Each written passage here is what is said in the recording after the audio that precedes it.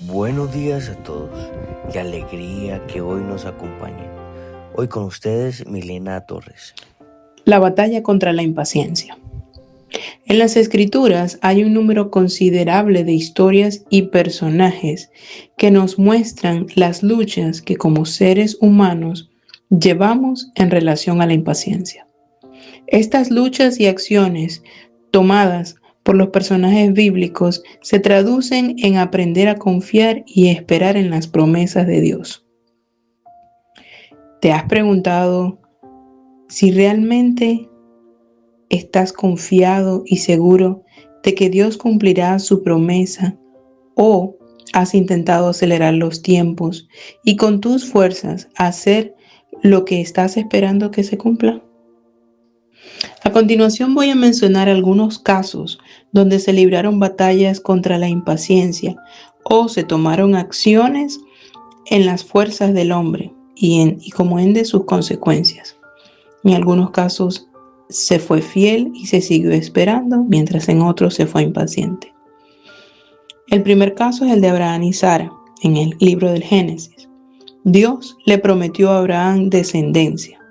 En vista de que la promesa parecía no cumplirse, Sara y Abraham intentaron resolver por sus propios medios. Sara le dio a Agar a Abraham y nació Ismael.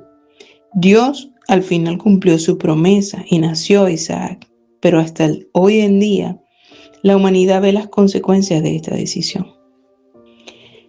En el segundo caso tengo a Moisés, en Números 20 del 1 al 12. El pueblo de Israel nuevamente quejándose porque no había agua, y Moisés, agotado de tratar con el pueblo, reaccionó con frustración y enojo. Dios le había dicho que hablara con la roca, pero Moisés golpeó la roca 2 veces. El agua salió. Sí, hubo agua, pero Moisés como consecuencia no entró a la tierra prometida. Estas dos historias que les acabo de comentar anteriormente demuestran la impaciencia.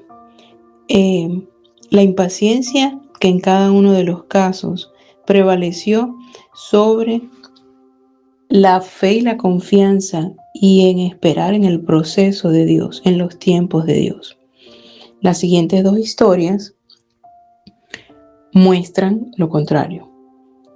Tenemos el caso de José en Génesis 37 al 50.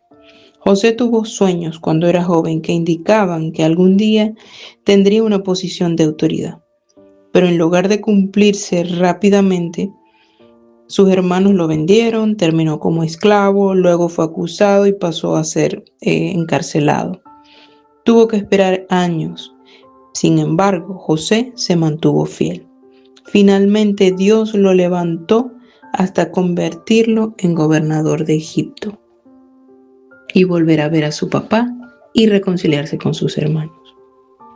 Y la historia de David en 1 Samuel del 16 al 31. David fue ungido por Samuel como el futuro rey, el rey conforme al corazón de Dios. Y aunque después y por los siguientes años solo vinieron problemas, David no tomó el trono a la fuerza. Dios lo prometió y Dios lo cumplió a su debido momento. La impaciencia quiere controlar el resultado. Eso lo vimos en las dos primeras historias. La paciencia aprende a confiar en Dios mientras se espera. David y José. La impaciencia convierte una promesa en presión. Cuando aparece la impaciencia, se puede convertir, a partir de la promesa se empieza una expectativa. Luego bien se genera ansiedad.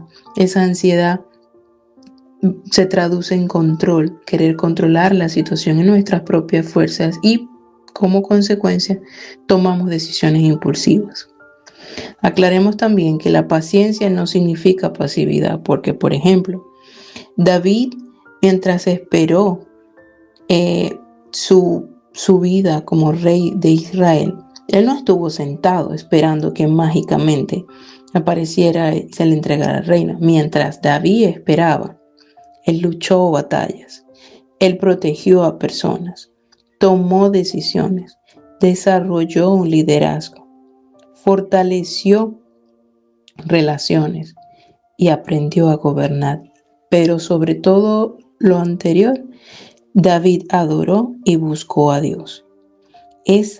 Todas estas etapas son parte del proceso. Muchas veces queremos saltarnos partes del proceso o el proceso completo por nuestra necesidad de querer que se cumpla la promesa y que sea ya a nuestro tiempo.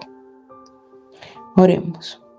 Dios, Rey del universo, ayúdanos a desarrollar el don de la paciencia para saber diferenciar y aprender a esperar confiados en tus promesas.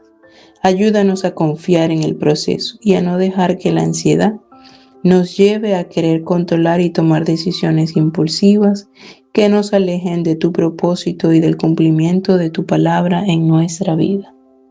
Te lo pedimos, Padre, no en nuestras fuerzas ni en nuestro conocimiento, sino en el nombre de tu Hijo amado Jesús. Feliz día, Iglesia. Dios les bendiga.